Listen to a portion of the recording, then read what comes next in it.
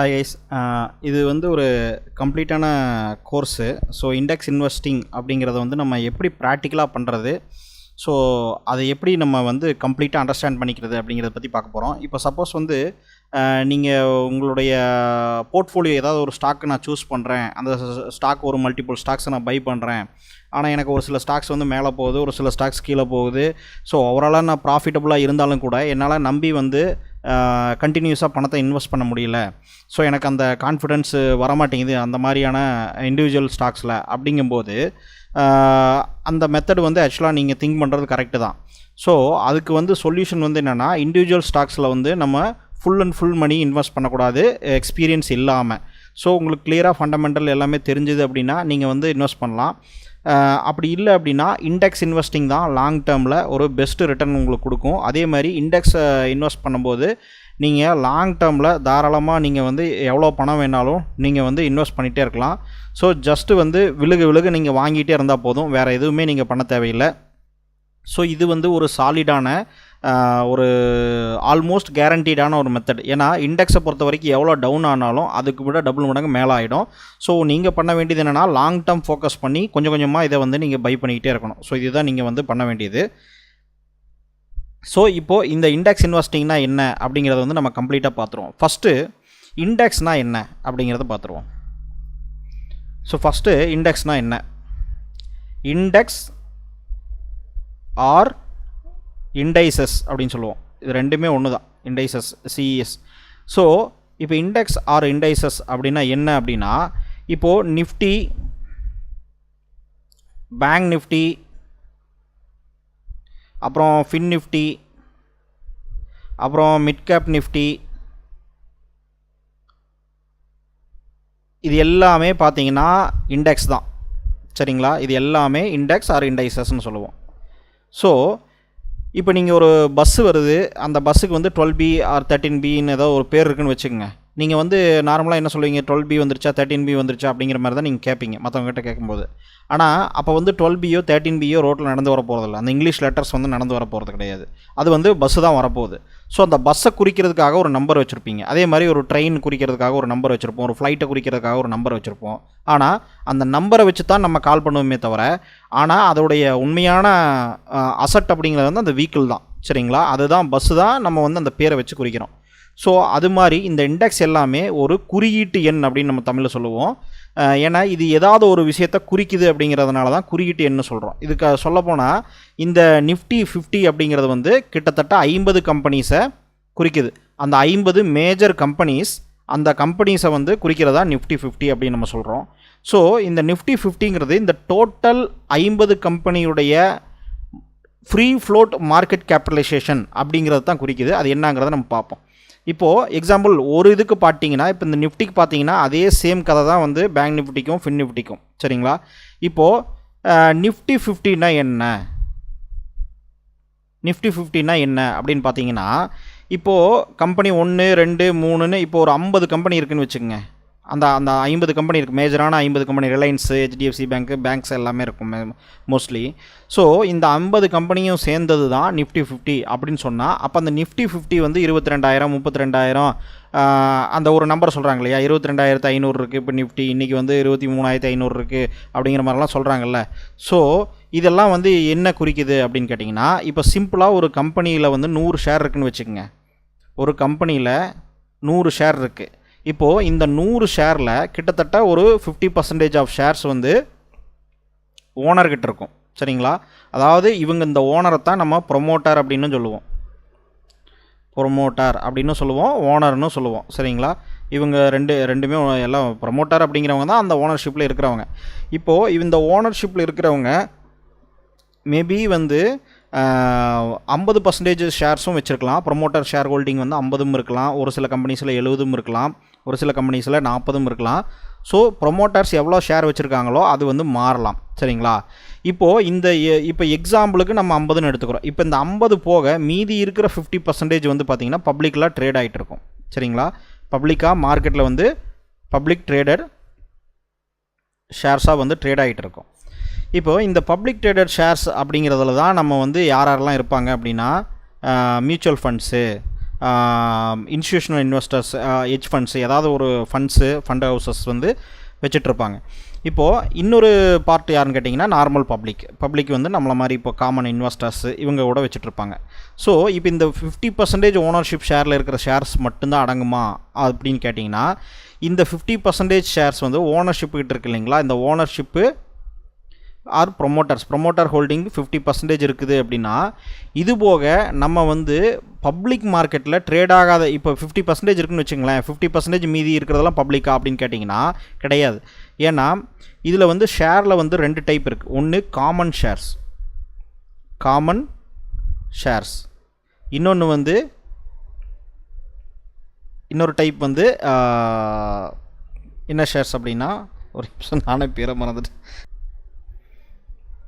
So common ஷேர்ஸ்னு ஒன்று இருக்கும், இன்னொன்று ப்ரிஃபரன்ஷியல் ஷேர்ஸ் அப்படின்னு சொல்லி ஒன்று இருக்கும்.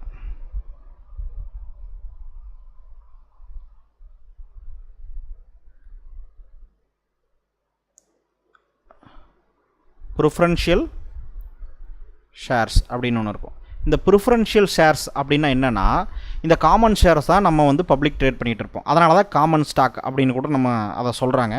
ப்ரிஃபரன்ஷியல் ஷேர்ஸ் அப்படின்னா என்னென்னா, இந்த ஷேர்ஸை வந்து நீங்கள் வாங்கியிருந்தீங்க, இந்த ப்ரிஃபரன்ஷியல் ஸ்டாக்ஸ் அப்படிங்கிறது வந்து பப்ளிக் மார்க்கெட்டில் ட்ரேட் ஆகாது, இது தனியாக தான் நம்ம வந்து வாங்கணும். அது வந்து நம்மளை மாதிரி சின்ன இன்வெஸ்டர்ஸ் வாங்க மாட்டாங்க, பெரிய இன்வெஸ்டர்ஸ் அதிகமாக அப்ளை பண்ணி தான் வாங்குவாங்க. இப்போ இது எதுக்கு சொல்கிறேன்னா, இந்த ப்ரிஃபரன்ஷியல் ஸ்டாக்ஸ் அப்படிங்கிறதெல்லாம் வாரன் பஃபெட் நிறையா வாங்குவார், அந்த மாதிரியான டீலிங்ஸ் வந்து இருக்குது. ஓகேங்களா?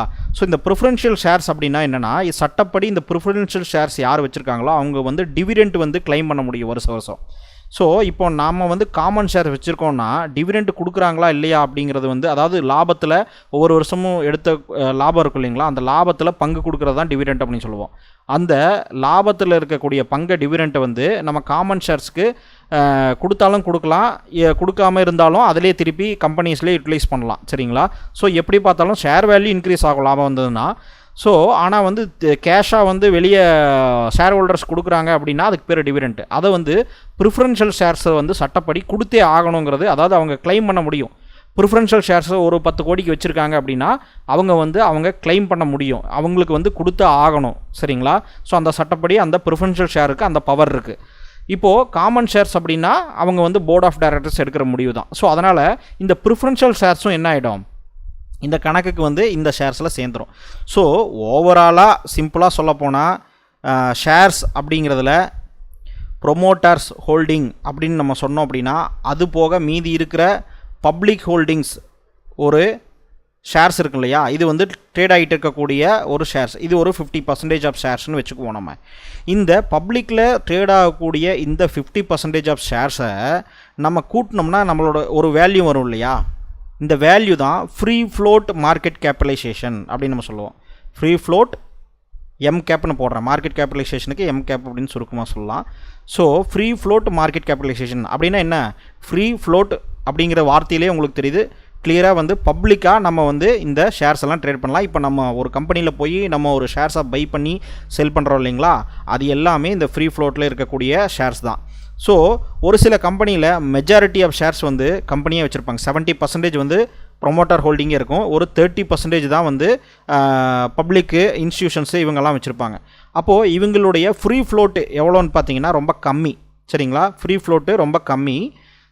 ஸோ இப்படி இந்த ஃப்ரீ ஃப்ளோட்டு கம்மியாக இருக்கிறதுனால என்ன ஆகும்னா, இந்த ஷேர் ப்ரைஸ் அதிகமாக இருக்கும். ஏன்னா இந்த ஷேருக்கு உண்டான டிமாண்ட் வந்து கொஞ்சம் ஜாஸ்தியாக இருக்கும், ஏன்னா சப்ளை கம்மியாக இருக்குது இல்லையா. டோட்டல் 100%ல் 30% ஆஃப் ஷேர்ஸ் தான் வந்து பப்ளிக்காக ட்ரேட் ஆகிட்டு இருக்குது. அப்படிங்கும்போது நார்மலாகவே இந்த ஷேர்ஸ் எல்லாம் பார்த்தீங்கன்னா கொஞ்சம் ஹையராக தான் இருக்கும். இப்போது இந்த இடத்துல தான் அதானி ஒரு சில டைம் உள்ளே வராரு. சரிங்களா? ஏன்னா இந்த இன்ஃபர்மேஷன் நீங்கள் தெரிஞ்சுக்கணும் அப்படிங்கிறக்காக சொல்கிறேன். இப்போ இந்த அதானி என்ன பண்ணார் அப்படிங்கிற ஒரு குற்றச்சாட்டு வந்தது அப்படின்னா, இந்த ஃப்ரீ ஃப்ளோட்டை கண்ட்ரோல் பண்ணுறது மூலமாக ஆப்ரேட் பண்ணாங்க ஸ்டாக்ஸ் அப்படிங்கிறது வந்தது. எப்படின்னா மெஜாரிட்டி ஆஃப் ஷேர்ஸை வந்து இவங்க பப்ளிக்கில் ஃப்ரீ ஃப்ளோட்டாக ட்ரேட் ஆகிட்டு இருக்கக்கூடிய ஷேர்ஸை கூட வாங்கி அப்படியே ஹோல்டிங் பண்ணிக்கிறதுனால என்ன ஆகுதுன்னா, அந்த மார்க்கெட்டில் சப்ளையை கண்ட்ரோல் பண்ணுறாங்க. சரிங்களா? மார்க்கெட்டில் சப்ளை கண்ட்ரோல் பண்ணுறது மூலமாக ஆர்டிஃபிஷியலாக என்ன ஆகிடும், சப்ளை கம்மியாக இருக்கிறதுனால நம்ம வாங்குறதுக்கு ஷேர் இருக்காது. சரிங்களா? எப்பவுமே கம்மியாக தான் இருக்கும். 50% வந்து பப்ளிக்கில் காமன் ஷேர்ஸ் இருந்தாலும் கூட, ஃப்ரீ ஃப்ளோட் இருந்தாலும் கூட, நமக்கு வந்து பார்த்திங்கன்னா கிடைக்கிறது ஒரு 20% தான் பை அண்ட் செல்லுக்கு கிடைக்கிற மாதிரி இருக்கும். ஏன்னா இவங்க வாங்கி விற்க மாட்டாங்க, வாங்கி அப்படியே வச்சுக்குவாங்க, வேறு யாராவது மூலமாக எங்கேயாவது மொரீஷியஸ்லையோ எங்கேயாவது டேக்ஸ் ஹேவனில் கம்பெனிஸ் ஓப்பன் பண்ணி வாங்கி வச்சுக்குவாங்க. அப்போ அது மூலமாக என்ன ஆகுது அப்படின்னா, இந்த மீதி இந்த ஒரு 30% வாங்கிட்டாங்க அப்படின்னா மீதிக்கிற ஒரு 20% தான் நம்ம ட்ரேட் பண்ணுறதுக்கு கிடைக்கிது. அப்படிங்கிறதுனால நார்மலாகவே சப்ளை கம்மியாக இருக்கும், ஆனால் ட்ரேடர்ஸ் ஜாஸ்தி, இன்வெஸ்டர்ஸ் எக்ஸ்பெக்டேஷன் எல்லாமே ஜாஸ்தியாக இருக்கும்போது ப்ரைஸ் வந்து ஈஸியாக இன்க்ரீஸ் ஆயிரும், ரொம்ப ஆர்டிஃபிஷியலாகவே ஹை ப்ரைஸில் ஆகும் அப்படிங்கிற ஒரு குற்றச்சாட்டு இருந்தது. ஸோ இந்த ஃப்ரீ ஃப்ளோட் மார்க்கெட் கேபிட்டலைசேஷனுக்கு ஏன் இந்த இம்பார்ட்டன்ஸ் இருக்குது அப்படிங்கிறத நீங்கள் இப்போ புரிஞ்சுக்குவீங்க. ஓகேங்களா? ஸோ இந்த எல்லா 50 கம்பெனியும், இந்த நிஃப்டி 50ல் இருக்கக்கூடிய 50 கம்பெனிஸையும் நீங்கள் ப்ரொமோட்டர்ஸோடைய ஹோல்டிங்ஸ் எல்லாம் கழிச்சிட்டு ஃப்ரீ ஃப்ளோட்டாக இருக்கக்கூடிய காமன் ஸ்டாக்ஸு, நம்ம ட்ரேட் பண்ணக்கூடிய ஸ்டாக்ஸை ஃப்ரீ ஃப்ளோட் மார்க்கெட் கேபிட்டலைசேஷன் அப்படின்னு சொல்லுவோம் இல்லையா, அந்த ஃப்ரீ ஃப்ளோட் ஸ்டாக்ஸை இந்த 50 கம்பெனிக்கும் கூட்டினீங்கன்னா டோட்டலாக இந்த 50 கம்பெனியோடைய total free float market capitalization கிடைக்கும் இல்லையா, எம்கேப்பு. இந்த நம்பர் தான் நிஃப்டி 50 அப்படின்னு நம்ம சொல்லக்கூடிய அந்த நம்பர். இந்த நிஃப்டி 50 22,500 அப்படின்னா ஒரு ஷேருடைய நிஃப்டி 50உடைய ஒரு ஷேர் வந்து 22,500 அப்படின்னு நம்ம சொல்கிறோம். அப்படின்னா என்னென்னா இந்த 22,500ங்கிறது இந்த ஃப்ரீ ஃப்ளோட் மார்க்கெட் கேபிட்டலைசேஷனை குறிக்குது. டோட்டலாக வேல்யூவில் பார்த்தீங்கன்னா இத்தனை $1 trillion அப்படிங்கிறது மாதிரி வரும். ஆனால் நம்ம வந்து அதை டோட்டல் நம்பர் ஆஃப் ஷேர்ஸ் தானே, ஒவ்வொரு கம்பெனிலையும் தனித்தனி ஷேர்ஸ் தானே நம்ம கூட ட்ரேட் ஆகிட்டு இருக்குது, அதை மொத்தமாக கூட்டினா ஃப்ரீ ஃப்ளோட் கேபிட்டலைசேஷன் அப்படின்னு சொல்லுவோம்.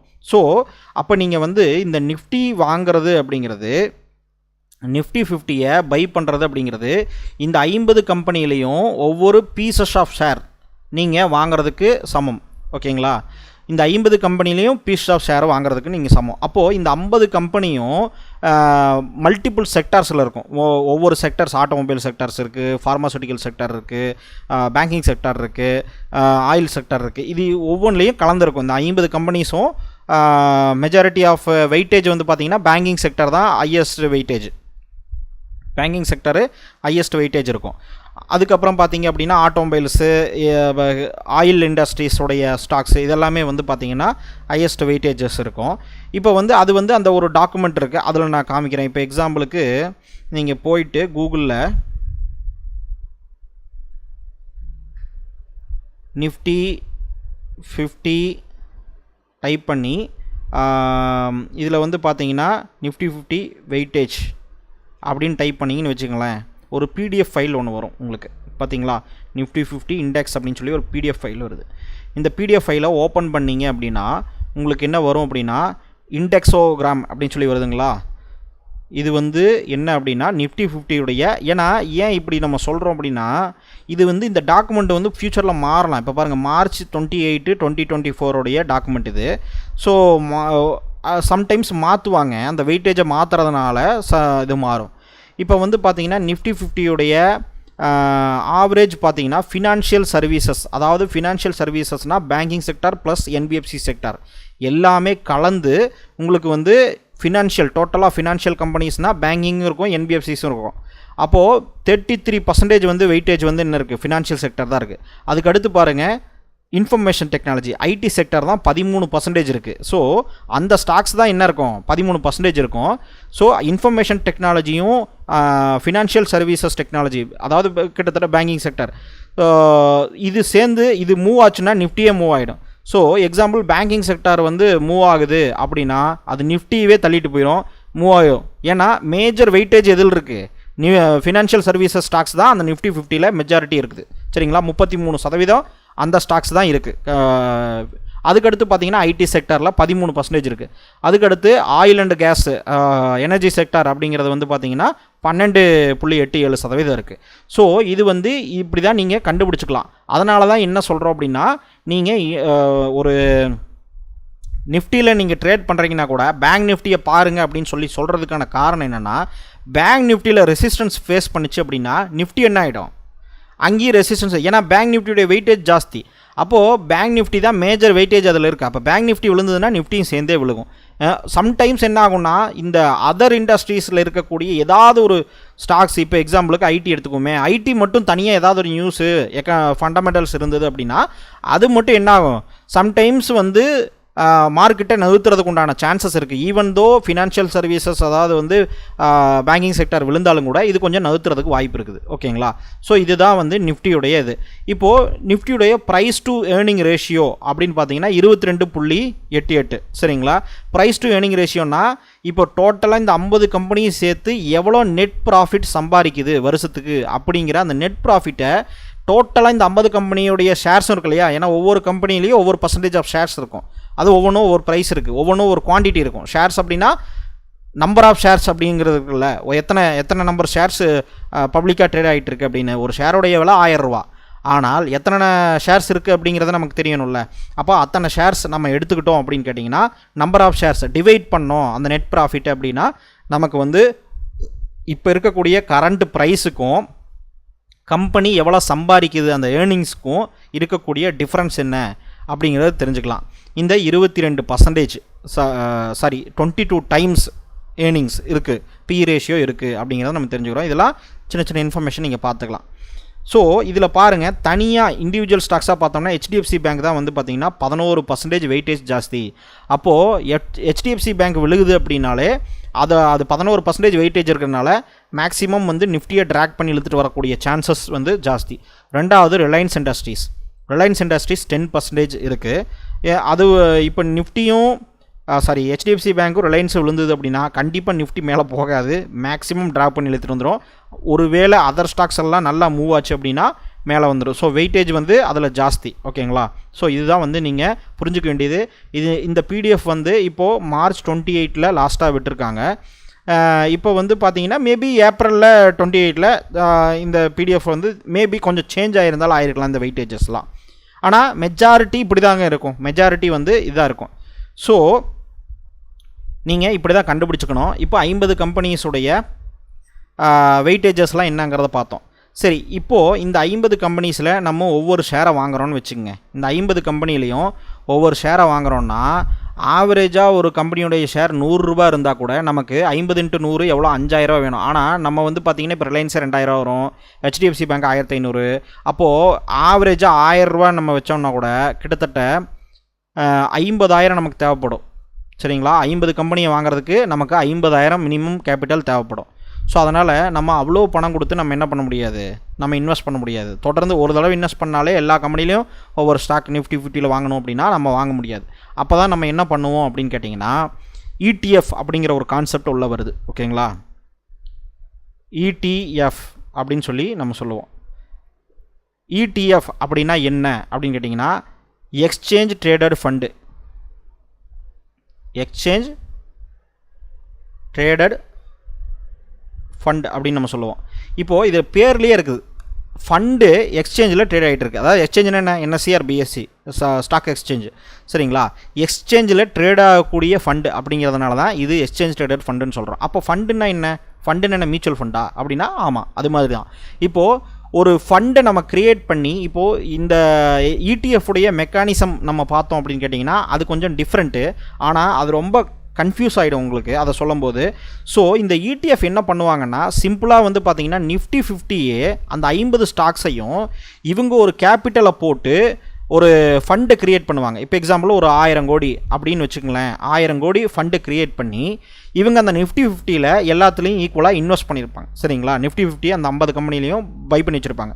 இப்போ இந்த 1000 கோடியை நம்ம ஒரு சின்ன சின்ன யூனிட்டாக பிரித்து இப்போ இந்த ஃபண்டு இருக்குது இல்லைங்களா, இதுவே ஒரு ஃபண்டு. சரிங்களா?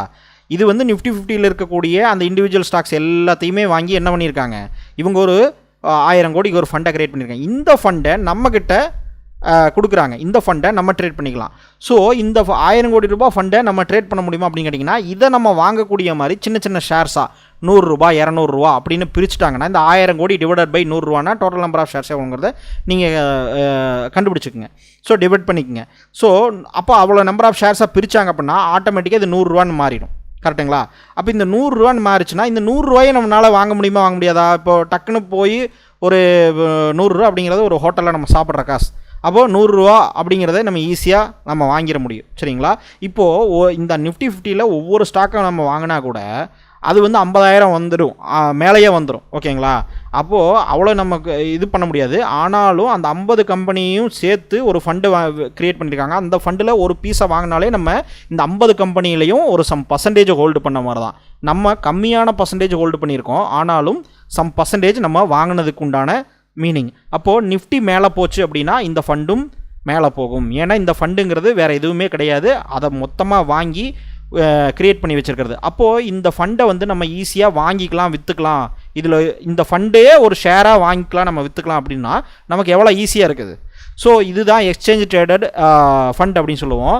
இன்னும் ப்ரொஃபஷனலான மீனிங் ரொம்ப டீப்பாக நம்ம கொடுக்கணுன்னா ஆக்சுவலாக இவங்க வந்து இந்த 1000 கோடியை ஃபண்டை இதை வாங்குறதே கிடையாது அப்படிங்கிறதான் ஒரு மீனிங். சரிங்களா? அது எப்படி அப்போ வாங்காமையே அதோடைய ரிட்டர்ன் அச்சீவ் பண்ணுறாங்க அப்படின்னா அது ஒரு மெக்கானிசம். அதுக்கு தான் இந்த ETF அப்படிங்கிற மெக்கானிசம் வருது. ஸோ அதை பற்றி நம்ம பேசணும் அப்படின்னா ரொம்ப கன்ஃபியூஸ் ஆகிரும். அதனால் நம்ம அது வேறு வீடியோ போடலாம். ஆனால் ETFங்கிறது டைரெக்டாக அந்த நிஃப்டி 50 வாங்குறது தான். ஸோ இந்த மாதிரி மல்டிபிள் ETF இருக்குது. இதில் நிஃப்டி 50க்கு உண்டான ETF நம்ம வாங்கணும் அப்படின்னா இந்த 50 கம்பெனிலேயே ஒவ்வொரு ஷேர்ஸை வாங்குறதுக்கு சமம். சரிங்களா? ஸோ இதுதான் வந்து நீங்கள் தெரிஞ்சுக்க வேண்டிய விஷயம். இப்போது இந்த நிஃப்டி 50 ETF நம்ம எப்படி வாங்குறது? இப்போ நிஃப்டி 50ன்னு சொல்கிறீங்க, இந்த ETF நம்ம எப்படி வாங்குறது அப்படின்னு கேட்டிங்கன்னா, உங்களுக்கு டிமேட் அக்கௌண்ட் ஏதாவது இருந்ததுனாலே நீங்கள் தாராளமாக வாங்கிக்கலாம். டிமேட் அக்கௌண்ட்டுங்கிறது வந்து என்ன, நம்ம ட்ரேடிங் அக்கௌண்ட்டு ஏதாவது ஒரு அக்கௌண்ட் வச்சுருப்பீங்க இல்லையா, ஜீரோதா இல்லைன்னா 5 இயர்ஸ் இல்லைன்னா வந்து பார்த்திங்கன்னா ஏஞ்சல் ப்ரோக்கிங் அது சம்திங் ஏதாவது ஒன்று அப்ஸ்டாக்ஸ் இந்த மாதிரி வச்சுருப்பீங்க. ஸோ அதில் நீங்கள் ஒரு ஸ்டாக்கை சர்ச் பண்ணுற மாதிரி சர்ச் பண்ணி இந்த ETF வந்து நீங்கள் வாங்கிக்கலாம். ஸோ இந்த ETF வாங்குறது மூலமாக நீங்கள் 50 ஒரு ETFில் ஒரு குவான்டிட்டி நீங்கள் வாங்குறது மூலமாக அந்த 50 கம்பெனிலையும் ஒரு சின்ன சின்ன பீஸ் நீங்கள் வாங்கினதுக்கு சமம். ஏன்னா நீங்கள் அந்த மொத்தமாக சேர்த்து தான் நீங்களே வாங்குறீங்க. அப்போது அதில் ஒரு 0.0001% ஓனர்ஷிப்பாவது என்ன இருக்கும், உங்கள்கிட்ட இருக்கும். சரிங்களா?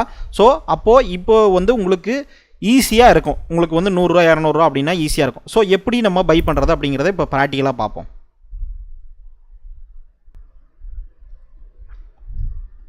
இப்போது இது வந்து என்னுடைய அக்கௌண்ட்டு. இதில் வந்து பார்த்தீங்கன்னா நிஃப்டி பீஸுக்கு நான் கொஞ்சம் வாங்கி வச்சுருக்கேன். ஒரு எக்ஸாம்பிளுக்காக இதை நான் கொடுக்கணும் அப்படிங்கிறதுக்காக நான் வாங்கியிருக்கேன். ஃபார்மா பீஸும் நான் வாங்கியிருக்கேன். ஸோ இப்போ ஃபஸ்ட்டு வந்து நிஃப்டி பீஸ் அப்படிங்கிறத நம்ம எப்படி கண்டுபிடிக்கிறது அப்படின்னா, உங்களுடைய அக்கௌண்ட் எதில் வச்சுருந்தாலும் சரி, நீங்கள் அதில் போயிட்டு ஸ்டாக்கை சர்ச் பண்ணுற மாதிரி சர்ச் பண்ணக்கூடிய ஆப்ஷன் வரும். அதில் போயிட்டு நிஃப்டி BEES அப்படின்னு அடிச்சிங்கனாலே உங்களுக்கு வந்து அதில் வந்துடும். நிஃப்டி பீஸ்னு வருதா, நிப்பான் அதாவது NIPன்னு போட்டிருக்கா, நிப்பான் இந்தியா நிஃப்டி பீஸ் அப்படின்னு சொல்லி உங்களுக்கு வருதா. NSEன்னு இருக்குது, NSE எக்ஸ்சேஞ்சில் இருக்குது, BSEயில் இருக்குது. ஸோ NSE எக்ஸ்சேஞ்சு கிளிக் பண்ணிட்டீங்க அப்படின்னா ஜஸ்ட்டு செலக்ட் பண்ணிக்கிறீங்க. செலக்ட் பண்ணிட்டீங்க அப்படின்னா உங்களுக்கு இது வந்துடும். இப்போது இதில் வந்து ஃபண்டமெண்டலாக உங்களுக்கு ஃபண்டமெண்டல்ஸ் அப்படின்னு நீங்கள் கொடுத்தீங்கன்னா இது ஜஸ்ட் எதுக்காகனா இது என்ன அப்படிங்கிறத உங்களுக்கு காமிக்கும். நிப்பான் India ETF Nifty BC's objective is to provide returns before expenses that closely correspond to the total returns of S&P CNX Nifty Index அப்படின்னு சொல்லி வரும். ஸோ இவங்க என்ன சொல்கிறாங்க அப்படின்னா நிஃப்டி 50 ரிட்டர்ன் என்னவோ அதை ஈக்குவலாக மேட்ச் பண்ணி அதே ரிட்டர்ன் கொடுக்கக்கூடிய ஒரு ஃபண்ட் அப்படிங்கிறத வந்து இவங்க சொல்கிறாங்க.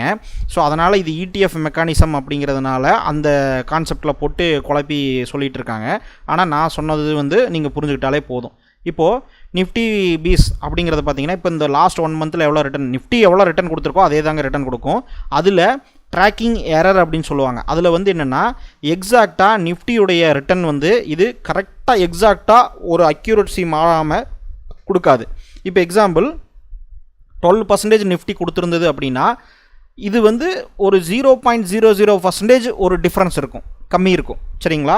ஏன் அப்படின்னா இதோடைய ட்ராக்கிங் எரர் அப்படின்னு சொல்லுவோம். ஏன்னா ETFங்கிறதுனால இந்த ஒரு சின்ன ட்ராக்கிங் எரர் வரும். ஏன்னா இவங்க வாங்கும்போதே கொஞ்சம் அந்த ப்ரைஸஸ் சேஞ்சஸ் அப்படிங்கிறது நடக்கும்போது அது வரும். ஆக்சுவலாக வந்து ETF அப்படிங்கிற மெக்கானிசத்தை பற்றி ஃபுல்லாக அது எப்படி உருவாகுது அந்த ETF அப்படிங்கிறத அவங்க எப்படி பண்ணுறாங்க அப்படிங்கிறத ஃபுல்லாக சொன்னால் தான் உங்களுக்கு வந்து அது புரியும். அதனால் இப்போதைக்கு நீங்கள் புரிஞ்சிக்க வேண்டியது என்னென்னா, இதை வாங்கினீங்கன்னா நிஃப்டி 50 வாங்கின மாதிரி அதில் 12% கொடுத்ததுன்னா அந்த 12ல் 0.0004% அதை நீங்கள் கழிச்சிக்கங்க. அந்த மாதிரி ஒரு சின்ன ஒரு டிஃப்ரென்ஸ் கிடைக்கும். அதே மாதிரி எக்ஸ்பென்ஸ் ரேஷியோ அப்படின்னு சொல்லி ஒன்று இருக்கும். நீங்கள் விற்கும்போது ஒரு ரேஷியோ ஒன்று வரும். சரிங்களா? ஒரு பர்சன்டேஜ் சார்ஜஸ். ஸோ இதில் பார்த்தீங்கன்னா க்ரோர்ஸில் annual sorry asset under maintenance அப்படின்னா 21,000 கோடி சரிங்களா. 21,550 கோடி. நான் 1000 கோடின்னு சொன்னேன் இல்லையா ஃபண்டு, இது வந்து 21,000 கோடி அப்படி இது பண்ணியிருக்காங்க, பில்டு பண்ணியிருக்காங்க. இப்போது நிஃப்டி வந்து 1 இயர் ரிட்டர்ன் எவ்வளோ கொடுத்துருக்கு, 27%. இந்த ஃபண்டும் 27% கொடுத்துருக்கு. ஃபார் எக்ஸாம்பிளுக்கு இதுதான் வந்து பேசிக்காக நீங்கள் ஜஸ்ட்டு நீங்கள் பார்த்துக்கூடிய அந்த இன்ஃபர்மேஷன். ஸோ இப்போ இதோடைய நிஃப்டி 50ல் 50 ஸ்டாக்ஸில் ஒவ்வொன்று வாங்கினீங்கன்னா கூட இங்கே பாருங்கள், ஹெச்டிஎஃப்சியே 1500 சரிங்களா, ரிலையன்ஸ் 2900. அப்போது இது வாங்கினீங்கனாலே உங்களுக்கு 5000 வந்துடும். ஸோ அதானியுடைய இது இந்துஸ்தான் எல்லாம் வாங்கினீங்கன்னா 3000 4000 பார்த்தோன்னா கிட்டத்தட்ட நிஃப்டியில் 50 கம்பெனிலையும் ஒவ்வொன்று வாங்குறதுக்கே உங்களுக்கு வந்து 50,000க்கு மேலே வரும். ஸோ இந்த நிஃப்டி பீஸில் நீங்கள் வாங்கினீங்கன்னா ஜஸ்ட் பை கிளிக் பண்ணிங்கன்னா உங்களுக்கு பாருங்கள் வெறும் 249 ரூபா ஒரு ஷேருடைய ப்ரைஸ். அப்போது இது 249 ரூபா கொடுத்து வாங்கினீங்கன்னா இந்த 50 கம்பெனிலேயே ஒரு சின்ன பர்சன்டேஜ் உங்களுக்கு அஃபோர்டபுளாக நீங்கள் வாங்கின மாதிரி. ஸோ அப்போ நீங்கள் என்ன பண்ணணும், இன்ட்ராடே கிளிக் பண்ணிக்கணும். இன்ட்ராடே கிளிக் பண்ண வேண்டாம், லாங் டேர்ம், ஏன்னா நீங்கள் வந்து ஹோல்டு தான் பண்ண போகிறீங்க. லாங் டேர்ம் கிளிக் பண்ணிக்கோங்க, ஜஸ்ட் பை பண்ணிக்கோங்க. ஸோ இப்படியே நீங்கள் வந்து என்ன பண்ணிக்கலாம், தொடர்ந்து இந்த நிஃப்டி பீஸை நீங்கள் பை பண்ணிகிட்டே இருக்கலாம். ஸோ இதுதான் வந்து சிம்பிளாக நீங்கள் வந்து இன்வெஸ்ட் பண்ணுறதுக்கான வழி நிஃப்டியில். இப்போ எக்ஸாம்பிளுக்கு நிஃப்டியுடைய ரிட்டர்னும் இதுவும் ஒன்றா அப்படின்னு நம்ம பார்த்தோம் அப்படின்னா, இப்போ நிஃப்டி பீஸ் அப்படிங்கிறது பார்த்தீங்கன்னா தெரியும். ஜஸ்ட் அதை கிளிக் பண்ணிங்கன்னா, சார்ட்டை கிளிக் பண்ணிங்கன்னா இந்த மாதிரி வரும். இதில் வந்து ஒரு 1 டே சார்ட் நம்ம போடுறோன்னா பார்த்தீங்களா, ரெட்டாக வருதா. ஆனால் இங்கே எந்த அளவுக்கு ஃபால் ஆனாலும் நமக்கு அது டிஸ்கவுண்ட் தான். இது நீங்கள் வாங்கிட்டே இருந்தீங்கன்னா நீங்கள் வந்து மேலே போயிட்டே இருக்கும் சரிங்களா. நிஃப்டியை என்ன ஆகுதோ நிஃப்டியுடைய ட்ராக்கிங் ரெக்கார்டாக அப்படியே அது ஃபாலோ பண்ணும் சரிங்களா. எக்ஸாம்பிளுக்கு பாருங்கள், இப்போது நிஃப்டியுடைய ETF என்ன எப்படி போயிருக்கு பார்த்தீங்களா. ஜஸ்ட்டு 2010 உங்களுக்கு இப்படியே தான் போயிருக்கு. இந்த 2020 இந்த டைம் வந்து கொரோனா டைம்னு நினைக்கிறேன். ஸோ இந்த கொரோனா டைமில் பாருங்கள் ஃபால் ஆகிருக்கு. ஃபால் ஆகிருந்தாலும் உங்களுக்கு என்ன இருக்குது, ஸோ ஜஸ்ட்டு வந்து 89 ரூபா வந்திருக்கு. அதுக்கப்புறம் பார்த்தீங்கன்னா நமக்கு ஆட்டோமேட்டிக்காக என்ன இருக்குது, ஜஸ்ட் இன்க்ரீஸ் ஆகிடுச்சு 200, இன்றைக்கி 249 ரூபா இருக்குது. ஸோ எக்ஸாக்டாக இந்த சார்ட்டை நீங்கள் பார்த்தீங்கன்னா நிஃப்டியுடைய சார்ட்டு, இது நிஃப்டி 50யோடைய இண்டெக்ஸ் சார்ட்டு சரிங்களா. இண்டெக்ஸுங்க குறியீட்டு பார்த்தீங்கன்னா ரெண்டும் ஒரே மாதிரி தான் இருக்கும். இந்த 2020 கொரோனா டைமில் விழுந்தது பார்த்தீங்களா. ஸோ இது ரெண்டும் ஒரே அப்படின்னா ஈஸியாக நீங்கள் அது ஏற்கனவே சொல்லிட்டேன் நிஃப்டி 50யோட தான் அப்படின்ட்டு. ஸோ இருந்தாலும் சார்ட்டை பார்த்தாலும் உங்களுக்கு கிளியராக தெரியும் இது ரெண்டுமே வாங்குறது ஒன்று தான் ஓகேங்களா. ஸோ இது வந்து உங்களுக்கு ஈஸியாக புரிஞ்சிருக்கு. இது வந்து ஒரு ஆக்சுவலாக ஒரு ஃபண்டு மாதிரி தான். ஆனால் அந்த ஃபண்டை வந்து நீங்கள் மியூச்சுவல் ஃபண்டு பிளாட்ஃபார்மில் போய் வாங்குறதுக்கு பதிலாக நீங்கள் இந்த இடத்துல என்ன பண்ணிக்கலாம், ஈஸியாக நீங்கள் வாங்கிக்கலாம். அப்படிங்கிறது தான் வந்து உங்களுக்கு ஒரு பெஸ்ட் ஆப்ஷன். ஸோ இப்போது இந்த ETFல நான் நிஃப்டி பீஸ் மட்டும் வாங்கிட்டா போதுமா, இதை மட்டும் வாங்கிட்டா நான் வந்து ஒரு போர்ட்ஃபோலியோ க்ரியேட் பண்ணிக்கலாமா அப்படின்னு கேட்டிங்கன்னா நீங்கள் அப்படி மட்டும் பண்ணக்கூடாது. அதுக்கு வந்து இன்னொரு ஆப்ஷன் இருக்குது. இப்போ நீங்கள் என்ன பண்ணணும் அப்படின்னா ஒரு போர்ட்ஃபோலியோவாக க்ரியேட் பண்ணணும். போர்ட்ஃபோலியோன்னா எந்த ஒரு காலத்துலேயும் நீங்கள் பை பண்ணிக்கிட்டே இருக்கலாம், லாங் டேர்மில் பை பண்ணிட்டே இருக்கலாம் அப்படிங்கிற ஒரு போர்ட்ஃபோலியோ க்ரியேட் பண்ணணும் சரிங்களா. போர்ட்ஃபோலியோன்னு என்ன, மல்டிபிள் அசட் நீங்கள் சேர்த்து நீங்கள் பை பண்ணுறது. இப்போது ஃபஸ்ட் என்னது, நிஃப்டி பீஸுடைய இதை வாங்குறீங்க. நிஃப்டி பீஸ் என்ன பண்ணுறீங்க, பை பண்ணுறீங்க உங்களுடைய போர்ட்ஃபோலியோவில். ரெண்டாவது ஃபார்மா பீஸ் அப்படிங்கிறதையும் நீங்கள் பை பண்ணலாம். அப்போ நிஃப்டிலேயே ஃபார்மா கம்பெனிஸ் இருக்குல்ல, அது எதுக்கு நான் ஃபார்மா பீஸ் போய் நான் வாங்கணும் அப்படின்னு கேட்டிங்கன்னா, நீங்கள் ஃபார்மா பீஸை நான் ஏன் சஜஸ்ட் பண்ணுறேன் அப்படின்னா, ஃபார்மாசூட்டிக்கல் கம்பெனிங்கிறது ஒரு லைஃப்க்கு இம்பார்ட்டண்ட்டான ஒரு செக்டர். அதாவது நீங்கள் கொரோனா டைம்லேயோ மற்ற டைம்லேயோ நீங்கள் பார்த்தீங்கன்னாலும் ஃபார்மாசூட்டிக்கல் செக்டர் அப்படிங்கிறது என்ன சொல்லுவாங்கன்னா டிஃபென்சிவ் செக்டார் அப்படின்னு சொல்லுவாங்க. அது வந்து மக்களுக்கு பணம் இருந்தாலும் இல்லைனாலும், எக்கனாமி என்ன ஆனாலும், பொருளாதாரம் என்ன ஆனாலும், இது வந்து தொடர்ந்து வளர்ச்சி அடைஞ்சிட்டு தான் இருக்கும். ஏன்னா இது மக்களுக்கு அத்தியாவசிய தேவையான ஒரு விஷயம், ஒரு உணவுப் பொருள் மாதிரி. மற்றது இந்த ஹெல்த் கேர் அப்படிங்கிறது ரொம்ப ரொம்ப முக்கியம், ஹாஸ்பிட்டல்ஸு, மருந்து மாத்திரைகள்லாம். அப்போது இந்த ஃபார்மா பீஸை நீங்கள் எப்பவுமே கீழே விழுந்ததுன்னா கண்ணை மூடிட்டு வாங்கிட்டே இருங்க அப்படிங்கிறது வந்து நீங்கள் எப்பவுமே பண்ணலாம், தாராளமாக நான் சொல்ல முடியும். ஏன்னா அதை தான் வந்து நான் உங்களுக்கு சஜஸ்ட் பண்ணுறேன்.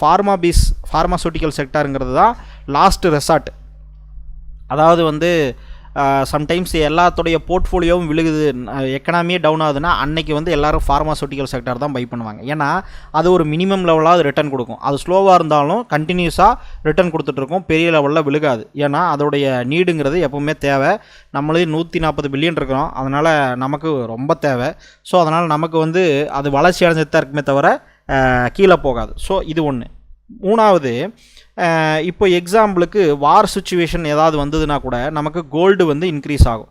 அதனால் இந்த போர்ட்ஃபோலியோவில் கோல்டு பீஸ் அப்படிங்கிறதையும் நீங்கள் இங்கே ஆட் பண்ணிக்கணும். சரிங்களா? இப்போது ஆட் பண்ணிட்டீங்களா? இந்த 3ஐயும் ஆட் பண்ணிக்கிறீங்க. இந்த 3லேயும் என்ன பண்ணணும் அப்படின்னா, போர்ட்ஃபோலியோ எப்படி மேனேஜ் பண்ணணும் அப்படின்னா, 3லேயும் ஈக்குவல் இப்போ எக்ஸாம்பிளுக்கு 100% உங்களுடைய கேபிட்டல் இருக்குது அப்படின்னா எவ்வளோ நீங்கள் பண்ணுறீங்களோ அவ்வளோ. 100%ல்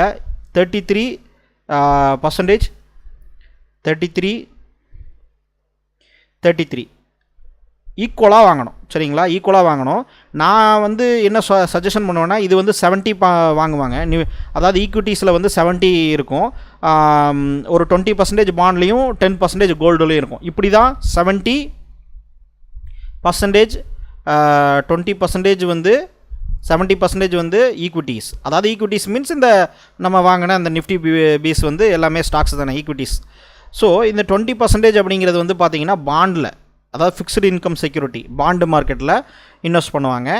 ஒரு 10% வந்து பார்த்திங்கன்னா கோல்டில் போடுவாங்க.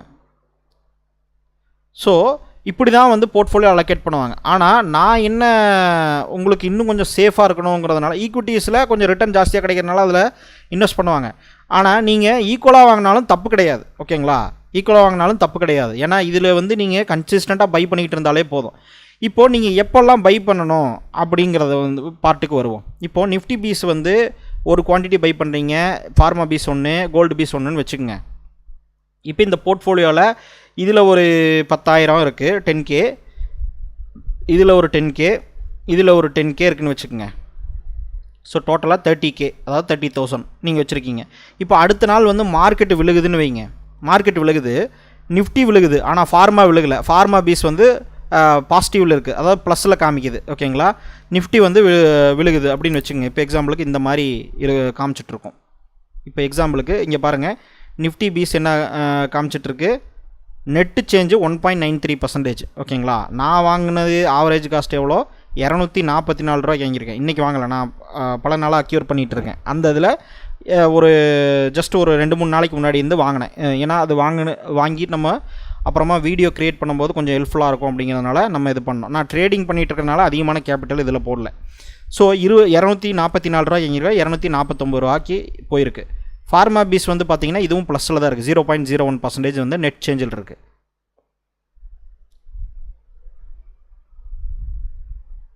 ஸோ இப்படி நெட் சேஞ்சில் இருக்குது. ஸோ இன்றைக்கி டே வைஸ் சேஞ்ச் பார்த்திங்கன்னா, டே வைஸ் சேஞ்சுனா இன்றைக்கி காலையில் மார்க்கெட் ஓப்பன் ஆனதுலேருந்து க்ளோஸ் ஆன வரைக்கும் சேஞ்சஸ் பார்த்திங்கன்னா ப்ளஸ் 1.38% வந்து நமக்கு இங்கே சேஞ்ச் இருக்குது. அப்போ அதாவது ஓப்பன் ஆனதுலேருந்து க்ளோஸ் ஆனது வந்து ஃபார்மா பீஸ் தான் ஜாஸ்தி இன்றைக்கி மார்க்கெட்டில். ஆனால் தொடர்ந்து இது ப்ரீவியஸாக வாங்கினதுலேருந்து பார்த்திங்க அப்படின்னா நெட் சேஞ்ச் வந்து 0.01% தான். ஆனால் இன்றைக்கி மட்டுமே எவ்வளோ இருக்குது, 1.38% இன்க்ரீஸ் ஆகிருக்கு. அப்படின்னா இதுக்கு முன்னாடி நாள் மைனஸில் இருந்திருக்கு, இன்றைக்கி மட்டுமே அது ப்ளஸ்ஸாக மாறி 0.01% வந்திருக்கு. ஓகேங்களா? நெட் சேஞ்சுங்கிறது நீங்கள் என்றைக்கு டோட்டலாக ஆவரேஜாக வாங்கினீங்களோ அன்னையிலிருந்து இன்றைக்கி இருக்கிற லாஸ்ட் ப்ரைஸ் வரைக்கும். ஸோ இந்த டே வைஸ் சேஞ்ச் அப்படிங்கிறது இன்றைக்கி காலையில் ஓப்பன் ஆனதுலேருந்து சேஞ்ச் ஆன அந்த பர்சன்டேஜ் மட்டும் இது இருக்குது. இது ரெண்டுமே ப்ளஸில் இருக்குது. அப்போ என்ன பண்ணணுன்னா, இன்வெஸ்ட் பண்ணக்கூடாது, பை பண்ணக்கூடாது. இது நீங்கள் வந்து 30,000 கேபிட்டல் போட்டு வச்சுருக்கீங்க இல்லையா, அது வந்து பார்த்திங்கன்னா திரும்பி பை பண்ணக்கூடாது. மைனஸில் காட்டும், ஒரு சில நாள் மைனஸில் வரும் இல்லையா, மைனஸில் எவ்வளோ வந்தால் வாங்கலாம் அப்படின்னு கேட்டிங்கன்னா, எவ்வளோ அளவுக்கு அதிகமாக வருதோ அந்த அளவுக்கு நீங்கள் அதிகமாக வாங்குங்க. இப்போ எக்ஸாம்பிளுக்கு -1% வாங்கிச்சுன்னா ஒரு 3-4 குவான்டிட்டி சேர்த்து வாங்குங்க. 19 ரூபா தான் இது ஃபார்மா பீஸு. சரிங்களா? ஃபார்மாசூட்டிக்கல் கம்பெனிஸ் எல்லாமே வாங்குறதுக்கு சமம். அப்போது நீங்கள் இந்த 19 ரூபா வாங்குறீங்க அப்படின்னா நீங்கள் வந்து 100 ரூபாய்க்கு 190 10 இது வாங்கினீங்கனாலே எல்லாம் 190 ரூபா தான் வரும் உங்களுக்கு. சரிங்களா? அப்போது நீங்கள் -1 பாயிண்ட்டு குறைஞ்சது அப்படின்னா நீங்கள் தாராளமாக என்ன பண்ணலாம், பை பண்ணிகிட்டே இருக்கலாம். ஆனால் -1 பாயிண்ட் வந்து ரேராக தான் குறையும். -0.20 -0.30 இப்படி தான் குறையும். அப்போது நீங்கள் வந்து என்ன பண்ணிக்கலாம், குறைய அக்யூமுலேட் பண்ணிக்கிட்டே இருங்க. ஸோ அப்போ தான் உங்களுக்கு வந்து நல்ல ஒரு ப்ராஃபிட் கிடைக்கும். லாங் டேர்மில் என்ன பண்ணிகிட்ருக்கலாம், டெய்லி பாருங்கள், குறைஞ்சதுன்னா வாங்குங்க, எந்த அளவுக்கு குறையுதோ அந்த அளவுக்கு வாங்குங்க. குறையிலையா ப்ளஸ்ஸில் இருக்கா விட்டுருங்க. ஏன்னா இப்போ டிஸ்கவுண்ட் கிடைக்கல, நமக்கு வந்து மார்க்கெட் வந்து டிஸ்கவுண்ட் கேம். இன்வெஸ்டிங் அப்படிங்கிறதே டிஸ்கவுண்ட் கேம். ஒரு 100 ரூபா பொருள் 90 ரூபாய்க்கு வந்துச்சுன்னா நம்ம வாங்கிடணும். ஓகேங்களா? அப்போ அந்த ரூ. 100 பொருள்னு சொல்லி நீங்கள் எப்படி ஃபிக்ஸ் பண்ணுறீங்க அப்படின்னு கேட்டிங்கன்னா அதுக்கு வேறு கான்செப்ட் இருக்குது. நம்மளுடைய வேறு சில ஸ்ட்ராட்டஜிஸ், அந்த இன்ட்ரின்சிக் வேல்யூ கண்டுபிடிக்கிறது, அதெல்லாம் நம்ம பார்க்கணும். சரிங்களா? ஸோ இப்போதைக்கு நீங்கள் இப்படித்தான் வந்து என்ன பண்ணணும், இன்வெஸ்ட் பண்ணணும். நிஃப்டி இண்டெக்ஸ் ஃபண்டை இப்படி தான் க்ரியேட் பண்ணணும். அப்போ இந்த 3 ஃபண்டு இருந்ததுன்னு வச்சுங்களேன். அதுக்கடுத்து இன்னொன்று மறந்துட்டேன், கோல்டு பீஸ். ஸோ கோல்டு பீஸும் வந்து பார்த்தீங்க அப்படின்னா நீங்கள் வாங்கிட்டே தான் இருக்கணும். ஏன்னா கோல்டு பீஸும் ஒரு முக்கியமான ஒரு பார்ட். சரிங்களா? கோல்டு பீஸ் இது எங்கே போயிடுச்சு. ஓகே, இப்போ கோல்டு பீஸு அப்படிங்கிறது வந்து பார்த்தீங்கன்னா வார் சுச்சுவேஷனில், இப்போ இன்ஃப்ளேஷன் சுச்சுவேஷனில் கோல்டு மார்க்கெட் வந்து கீழே விழும். இப்போ இன்ஃப்ளேஷன் இருந்துச்சுன்னு வச்சுங்க, இன்ஃப்ளேஷன் அதிகமாகுது அப்படின்னா மார்க்கெட் வந்து இன்ட்ரெஸ்ட் ரேட் இன்க்ரீஸ் பண்ணுவாங்க, கீழே விழுகும். அப்போது உங்களுக்கு நிஃப்டி பீஸ் இடிஎஃப்பை அக்யூர் பண்ணுறதுக்கு நல்ல சான்ஸு, அக்யூமுலேட் பண்ணிகிட்டே இருக்கலாம். அதுக்கு அடுத்து பார்த்தீங்கன்னா அந்த டைமில் கோல்டு பீஸ் ஏற ஆரம்பிச்சிடும். ஸோ அப்போ நீங்கள் என்ன புரிஞ்சுக்கணுன்னா, இது ஒரு சைக்கிள் மாதிரி ஃபார்ம் ஆகும். அதாவது கோல்டு கீழே போகும்போது ஸ்டாக்கு மேலே போகும், அதே மாதிரி ஸ்டாக்கு கீழே வரும்போது கோல்டு மேலே போகும். ஸோ ஓவராலாக லாங்கர் பீரியட் ஆஃப் டைமில் ரெண்டுமே மேலே போகும். ஆனால் அந்த டிஸ்கவுண்ட் வந்து என்ன ஆகும், இப்படி தான் கிராஃப் போயிட்டுருக்கும். சரிங்களா? அப்போ நீங்கள் என்ன பண்ணணும் அப்படின்னா, இந்த போர்ட்ஃபோலியோவை எப்படி ஹேண்டில் பண்ணணும் அப்படின்னு நான் சொல்கிறேன்னா, இந்த 3 அசட்டுமே, இந்த கோல்டும் சரி, இந்த 3 அசட்டுமே நீங்கள் என்ன பண்ணணும் அப்படின்னா, எப்பப்பெல்லாம் கம்மியாகுதோ அப்பப்பெல்லாம் அக்யூமுலேட் பண்ணணும். எப்பப்பெல்லாம் கம்மியாகுதோ அப்பப்பெல்லாம் அக்யூமுலேட் பண்ணணும். இப்படியே பண்ணிகிட்டே இருக்கணும். சரிங்களா? இப்படி பண்ணிகிட்டு இருந்தீங்க அப்படின்னா ஒரு சில டைம் என்ன ஆகுனா, ஒரு சில இது நிறைய விழுந்துகிட்டே இருக்கிறதுனால, இப்போ எக்ஸாம்பிள் நிஃப்டி பீஸ் வந்து விழுந்துகிட்டே இருந்தது அப்படின்னு கேட்டிங்கன்னா, இப்போ அதில் அதிகமாக அக்யூமுலேட் பண்ணியிருப்பீங்க, பரவாயில்ல. ஆனால் அது ஏறும்போது இன்னொன்று விழுகும். அப்போது இதை செல் பண்ணி நீங்கள் என்ன பண்ணலாம், இதை அக்யூமுலேட் பண்ணிக்கலாம். இப்போ எக்ஸாம்பிளுக்கு நிஃப்டி பீஸில் நீங்கள் வந்து ஒரு 1 லட்ச ரூபா இன்வெஸ்ட் பண்ணியிருக்கீங்க, அது வந்து 10% இன்க்ரீஸ் ஆயிடுச்சு. சரிங்களா? 10% இன்க்ரீஸ் ஆகிடுச்சு. அப்போது 1 லட்ச ரூபாயில் 10%னா 10,000 ருபீஸ் உங்களுக்கு ப்ராஃபிட் கிடச்சிருக்கு, 10K ப்ராஃபிட் கிடச்சிருக்கு. ஆனால் அந்த டைமில் பார்த்தீங்கன்னா கோல்டு பீஸ் வந்து கீழே விழுந்துட்டு இருக்கலாம். சரிங்களா? ஏன்னா நிஃப்டி வந்து மேலே போயிட்டு இருக்கும்போது கோல்டு பீஸ் வந்து மேபி டிஸ்கவுண்ட்டில் நம்ம கிடச்சிருக்கலாம். அப்போது நீங்கள் வந்து இந்த ஓவரால் போர்ட்ஃபோலியோவுடைய கான்ஸ்டியூஷன் பார்த்தீங்க அப்படின்னா, ஓவரால் போர்ட்ஃபோலியோவுடைய அலோகேஷன், கேபிட்டல் அலோகேஷன் பார்த்தீங்கன்னா, இப்போது நிஃப்டி மேலே போனதுனால உங்களுக்கு அதில் தான் என்ன இருக்கும், அதிகமான பணம் உட்காந்துருக்கும். அப்போ என்ன பண்ணணும்னா, இதை கொஞ்சம் செல் பண்ணிட்டு இந்த 10,000 எகைன் வந்து கம்மியாக வந்திருக்கிற இந்த கோல்டில் இன்வெஸ்ட் பண்ணணும், பை பண்ணணும். அப்போ இப்படி மாற்றி மாற்றி நீங்கள் வந்து போர்ட்ஃபோலியோவை ஒரு பேலன்ஸ்லேயே மெயின்டைன் பண்ணணும். இப்போ எக்ஸாம்பிளுக்கு இன்னும் தெளிவாக சொல்லப்போனால் 33% நீங்கள் வந்து ஒவ்வொன்றிலையும் வச்சுருக்கீங்க இல்லையா? இப்போது ஓவராலாக 30,000 வச்சுருக்கீங்க அப்படின்னா, இப்போது ஒரு வருஷம் கழித்து பார்த்தீங்கன்னா நிஃப்டி வந்து 20% போயிடுச்சு. இப்போ 30,000ல் 10%னா 3,000, 6,000 உங்களுக்கு 20%னா 6,000 ரூபா ப்ராஃபிட் வந்து நிஃப்டியில் வந்திருக்கு. அப்போது இப்போ போர்ட்ஃபோலியோவுடைய நிலைமை பார்த்தீங்கன்னா 39,000 உங்களுக்கு நிஃப்டி பீஸில் இருக்கும். இது வந்து மேபி ஒரு 36,000 இருக்குன்னு வச்சுக்கோங்க, அதாவது ஃபார்மா பீஸ். இப்போது கோல்டு பீஸ் வந்து பார்த்தீங்கன்னா கிட்டத்தட்ட ஒரு 33,000 வச்சுருந்தீங்க, 30,000 ஆயிடுச்சு, அதாவது -3,000 மாறிடுச்சு. ஓகேங்களா? ஸோ இதோடைய ரிட்டர்ன் வந்து கம்மியாக இருக்குது. இப்போ ஓவராலாக நீங்கள் இந்த போர்ட்ஃபோலியோ செக் பண்ணி பார்த்தீங்க அப்படின்னா பர்சன்டேஜ் வைஸ் கேபிட்டல் அலோகேஷனில் இதுதான் 39% இருக்கும். ஓகேங்களா? இது வந்து 39,000 இருக்குது. அப்போ ஓவராலில் 33% இருக்காது. சரிங்களா? ஓவராலாக நீங்கள் வாங்கினப்போ 33% ஈக்குவலாக வாங்கினீங்க, ஆனால் இது ஜாஸ்தியாக இருக்கும். அப்போ என்ன பண்ணணும்னா, இதை ஈக்குவல் பண்ணணும். இதுக்கு பேர் என்ன சொல்லுவாங்க அப்படின்னா போர்ட்ஃபோலியோ ரீபேலன்சிங் அப்படின்னு சொல்லுவாங்க. அப்போது நீங்கள் வந்து இந்த 6,000 ரூபாயை செல் பண்ணிவிட்டு இந்த இடத்துல ப்ராஃபிட்டை புக் பண்ணி இந்த ப்ராஃபிட்டை திருப்பியும் கோல்டில் வாங்கணும். இப்படியே நீங்கள் பை பண்ணி அக்யூமுலேட் பண்ணிட்டே இருப்பீங்க. இதில் வர லாபத்தை எடுத்து இதையவே அக்யூமுலேட் பண்ணுவீங்க. இதுக்கு பேர் அசட் பில்டிங் கான்செப்ட் அப்படின்னு சொல்லுவாங்க. Asset building concept. அதே மாதிரி இந்த போர்ட்ஃபோலியோ மாறுச்சு அப்படின்னா அதை வந்து அப்டேட் பண்ணுறதுக்கு பேர் போர்ட்ஃபோலியோ ரீபேலன்சிங் அப்படின்னு சொல்லுவோம். ஸோ இப்படி தான் வந்து நீங்கள் இன்வெஸ்ட் பண்ணணும், இண்டெக்ஸில் இன்வெஸ்ட் பண்ணணும். இல்லை இண்டெக்ஸில் இன்வெஸ்ட் பண்ணக்கூடிய மியூச்சுவல் ஃபண்ட்ஸ் இருக்காங்க. இப்போ மியூச்சுவல் ஃபண்டு தனியாக இண்டெக்ஸ் ஃபண்டுன்னு ஒன்று வச்சுருப்பாங்க. அதில் போய் நீங்கள் வாங்குறதுக்கு பதிலாக நீங்களே கூட இந்த மாதிரி பில்டு பண்ணலாம். அதில் வாங்கும்போது அவங்க வந்து மேனேஜ் பண்ணுவாங்க, அவங்க கொஞ்சம் ப்ரொஃபஷ்னலாக வேறு மாதிரி மேனேஜ் பண்ணுவாங்க. ஆனால் நீங்களே பண்ணிக்கலாம் அப்படின்னா நீங்கள் இந்த மாதிரி நீங்கள் பை பண்ணுங்கள். ஓகேங்களா? ஸோ இப்படி பை பண்ணிங்கன்னா இந்த போர்ட்ஃபோலியோ எப்பவுமே வந்து பார்த்தீங்கன்னா தைரியமாக நீங்கள் இன்வெஸ்ட் பண்ணலாம். இந்த மாதிரி போர்ட்ஃபோலியோ ஒரு ஆல் வெதர் போர்ட்ஃபோலியோன்னு சொல்லலாம். அதாவது எந்த ஒரு சூழ்நிலைக்கும் இது வந்து அடாப்டபுளாக இருக்கும். ஏன்னா இது என்டையர் மார்க்கெட்டே நீங்கள் வாங்குறீங்க, அதுலேயே டிஃப்ரெண்ட் அசட் கிளாஸ் நீங்கள் வாங்குறீங்க. இதில் பாண்டையும் சேர்த்தணும், ஆனால் நான் பாண்டை சேர்த்தலை. சரிங்களா, நீங்கள் வேணால் பாண்டு நீங்கள் சேர்த்து நீங்கள் வாங்கிக்கலாம். ஆனால் என்னை பொறுத்த வரைக்கும் நம்ம அவ்வளோ திங்க் பண்ண வேண்டியதில்லை. கோல்டை நம்ம அக்யூர் பண்ணிக்கலாம், பாண்டுக்கு பதிலாக கோல்டை வச்சுக்கலாம். கொஞ்சம் போர்ட்ஃபோலியோ டிஃப்ரெண்ட்டாக தான் இருக்கும், பரவாயில்ல. நம்ம வந்து கோல்டை வச்சுக்கலாம். அதுக்கு அதாவது இன்ஃப்ளேஷனுக்கு எகென்ஸ்டாக ஹெட்ஜிங் பண்ணுறதுக்காக கோல்டை வச்சுக்குவோம்.